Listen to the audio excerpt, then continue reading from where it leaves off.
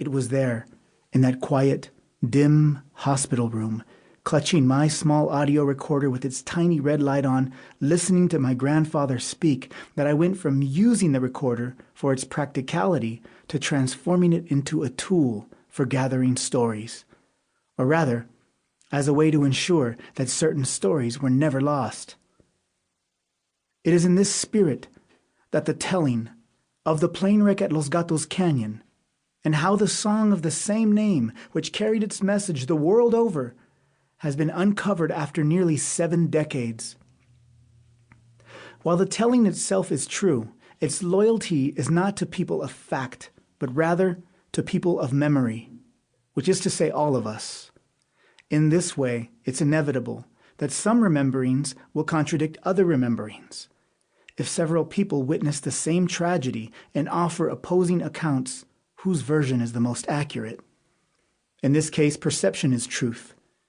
And how reliable is fact anyway, when the official documents themselves have proven incorrect, beginning with the names of the passengers? Officialness, too, has its inconsistencies. To stumble upon a plane crash is to stumble upon the fragmented and broken shards of stories, and to have faith that from these clues our own glaring humanity offers enough light to fill in the unknown. The facts of what occurred on that day are not, nor have they ever been, the purpose of this book. This telling is not interested in the calculable details, but rather in the testimonies themselves from the people whose lives were touched directly in incalculable ways. How a tragedy and a song had a profound and lasting effect on the people who lived it. And though memory's propeller turns with embellishment, guesswork, and even reimaginings, this telling is rooted in years of investigation and interviews with the surviving families and friends I was successful in locating, a search that required traveling 6 decades back in time to numerous cities, ranchos, and barrios in 3 nations, 3 languages, with limited resources and only a single shred of old newspaper as the clue. In the end, of the 32 passengers reported to be on that airplane, I managed to locate the families of 7.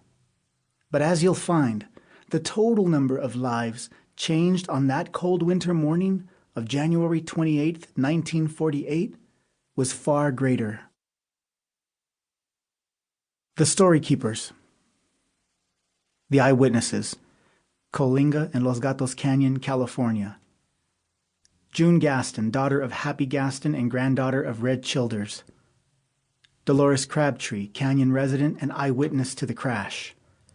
Old Timers, a group of local residents and keepers of the canyon's history. Passenger Luis Miranda Cuevas, Jocotepec, Jalisco, Mexico. Casimira Navarro Lopez, the love of Luis's life in 1948. Irene Miranda Navarro, Luis's niece.